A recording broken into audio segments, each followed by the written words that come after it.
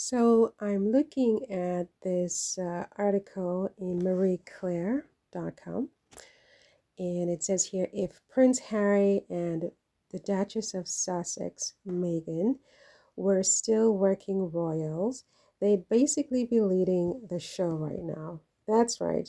They said Meghan and Harry would basically be leading the show right now.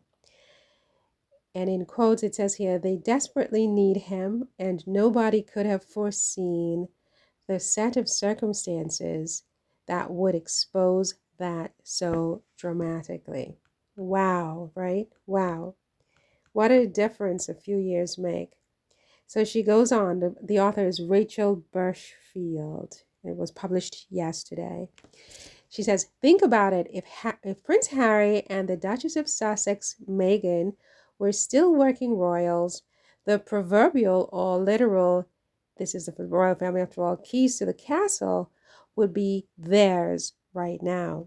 There's no way anybody could have predicted 2024 in the royal family even 4 months ago, let alone 4 years ago, when Harry and Meghan stepped back from their working roles in the royal family in January 2020. But had they still been employed by the firm to present day, they'd actually be the most front and center senior royals of the moment. I disagree with that. I think if they had stayed, they would have lost a lot of the cachet that they have built up over the last 4 years. I think it is leaving that has preserved their union, preserved their cachet, and preserved their mystique, which seems kind of counterintuitive because what mystique? They're in the news every day. It's just overproduction. That's true, but they're not. It's other people just churning out content and repeating the same things over and over again. But they have managed to keep a certain mystique where no one really knows what they're doing and when they're going to do it. They just show up and we are all awed, like, oh my gosh, it's Harry and Meghan. They have their own sort of inner circle, their own court, if you will, and it's comprised of very few people.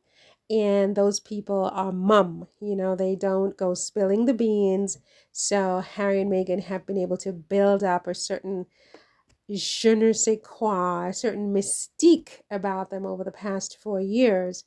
And they've also, to me, they seem to have grown even closer together because of everything that has happened. It has drawn them closer together and it has solidified their union, right? And so that's what this author is talking about. But I don't think this would be the case if they had stayed. I think by now the royal family and the media would have torn them apart. Meghan would have left, but she probably, at that point, if they had waited too long, she would have left alone because they would have probably gotten to Harry by now. And so I think that it's leaving that has made them so strong, and staying away as much as possible that's going to keep them strong. They have to be very careful about getting back into this. So anyway, the author goes on, let's break it down. King Charles is sidelined after a cancer diagnosis, and subsequent treatments have put his health at the forefront, though he is still working, albeit less so than he normally would. Queen Camilla has shouldered the lion's share of royal duties in the first quarter of 2024, but even she needed a break and is currently on holiday. Well, Camilla is now back, as I said in the video just before this one, and she just hosted a reception for young writers in Britain at Buckingham Palace. But anyway, the author goes on, Princess Kate had surgery in January and is out of the limelight until at least April, though we did see her unexpectedly earlier this week. Did we? That's a question. I don't know. And are we going to see her in April? They're talking about Trooping the Color, which is in the summer. So they're pushing this back and pushing this back. And then we know after the summer, it's not going to be in November because William has already told us we're not going to see her. we may not see Kate again for another year. It's possible. Let's wait and see, right? But anyway, so the author goes on. Her husband, Prince William, has largely been focused on Kate's recovery as well as the care of their three kids, Prince George, Princess Charlotte, and Prince Louis, all 10 years old. I don't know about that. We saw Kate with her mother the other day taking the children to school, even though she's still not well, right? So, what is this about William busy taking care of the kids? Is he? It's a question. I don't know. I'm not there. You take what they say, but then it doesn't all add up. It's like you have to subtract, divide, and multiply, and then you're just left with an equation that just doesn't make any sense. The math is not mathing on many different levels with us. But anyway, it's very interesting that Marie Claire is saying this about the Duke and Duchess of Sussex, that they would have the keys to the kingdom.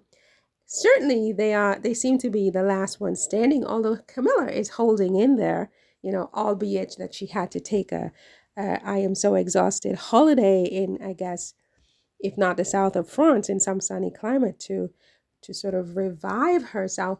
But Meghan and Harry are definitely the last ones standing, and they will continue to do that to the extent that they keep their distance, right? The minute they step into this cesspool, they lose, because they're going to pelt all that, cow manure all over them, because they need a scapegoat, right?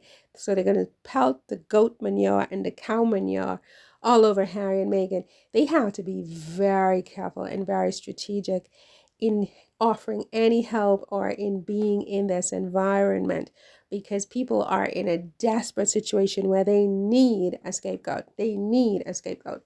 And they need a distraction, right? And Harry and Meghan have always been that for them. But anyway, this is a very interesting article. I suggest you read it yourself and,